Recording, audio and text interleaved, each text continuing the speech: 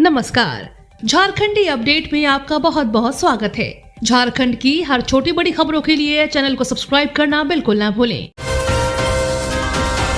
हेमंत सोरेन बोले, जमीन की अवैध जमाबंदी का समाधान सीओ स्तर पर कराया जाएगा। मुख्यमंत्री हेमंत सोरेन ने विधानसभा में कहा कि अवैध जमीन जमाबंदी मामले पर सरकार गंभीरता से विचार कर रही है। कहा है कि जब जमीन की अवैध जमाबंदी हो जाती है तो उसे सीधे तौर पर रद्द नहीं किया जाता है। इस मामले की जांच सीओ स्तर से शुरू होकर डीसी कमिश्नर के माध्यम से सरकार तक आती है। हमारी सरकार में 15,490 केस का निष्पादन हुआ है। जहां तक कैंप लगाने की बात है तो विभिन्न योजनाओं के लिए सरकार कैंप लगाती है।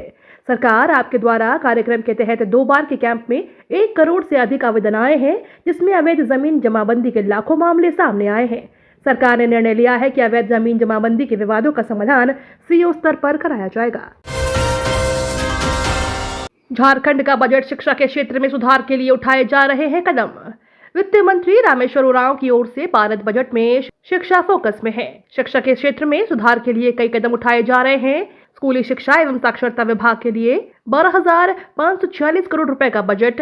राज्य की सभी पंचायतों को जीरो ड्रॉप आउट पंचायत बनाने का लक्ष्य। अभी तक 1828 पंचायत हो चुके हैं ड्रॉप आउट। सभी सरकारी विद्यालयों में बालिकाओं और बालकों के लिए अलग अलग शौचालय बनाने का लक्ष्य।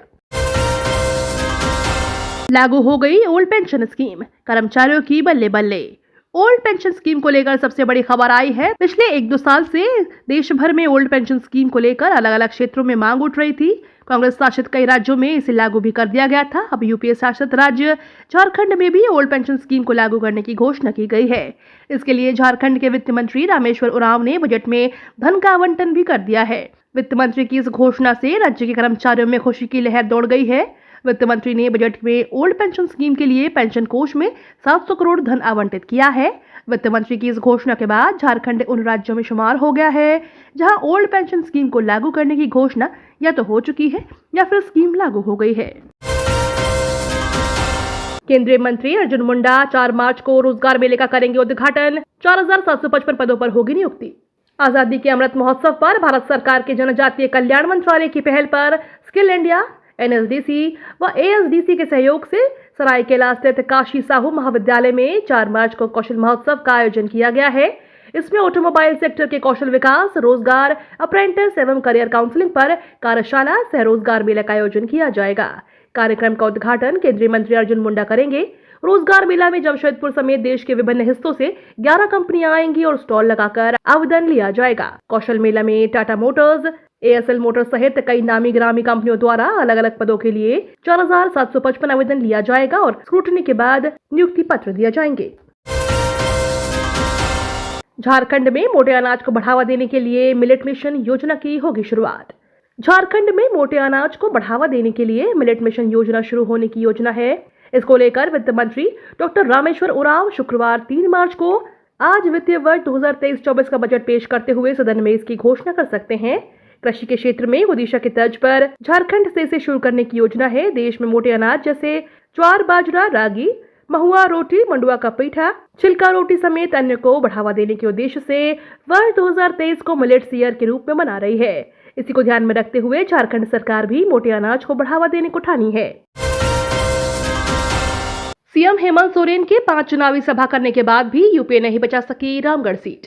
रामगढ़ उपचुनाव में यूपीए को करारी हार मिली है। साल 2019 के बाद अब तक हुए उपचुनाव में यह पहला मौका है जब यूपीए को हार का सामना करना पड़ रहा है। हर उपचुनाव की तरह इस बार भी मुख्यमंत्री हेमंत सोरेन ने रामगढ़ में जीत का झंडा गाड़ने के लिए कोई कोर कसर नहीं छोड़ी, लेकिन सफलता हाथ नहीं लगी। उन्होंने यूपीए प्रत्याशी के पक्ष में गोला दुलमी, चितरपुर, रकुआ में चुनावी सभाएं एवं पहले रोड शो भी किया। इसके बाद सभा को संबोधित किया। देवघर में नाइट लैंडिंग का मामला, हाईकोर्ट ने कहा मध्यस्थ की होगी नियुक्ति। देवघर एयरपोर्ट में नाइट लैंडिंग शुरू नहीं होने तथा एयरपोर्ट के आसपास की ऊंची बिल्डिंग को तोड़ने से संबंधित याचिका आज झारखंड हाईकोर्ट में सुनवाई हुई। मामले में कोर्ट ने मध्यस्थ नियुक्त करने को कहा है। यह मध्यस्थ जिनका मकान टूटना है और देवघर एयरपोर्ट लिमिटेड के बीच वार्ता कराएगा। मकान मालिकों को कितना मुआवजा मिलेगा और कब तक उनका मकानों को तोड़ा जाना है आदि विषयों पर दोनों पक्षों से बातचीत कर 30 दिनों के भीतर मध्यस्थ को अपनी रिपोर्ट कोर्ट को देना है। प्रार्थी की ओर से अधिवक्ता दिवाकर उपाध्याय ने पैरवी की, वही केंद्र सरकार के अधिवक्ता प्रशांत पल्लव और पार्थ जलान ने पैरवी की। झारखंड में काली कमाई का भांडाफोड़।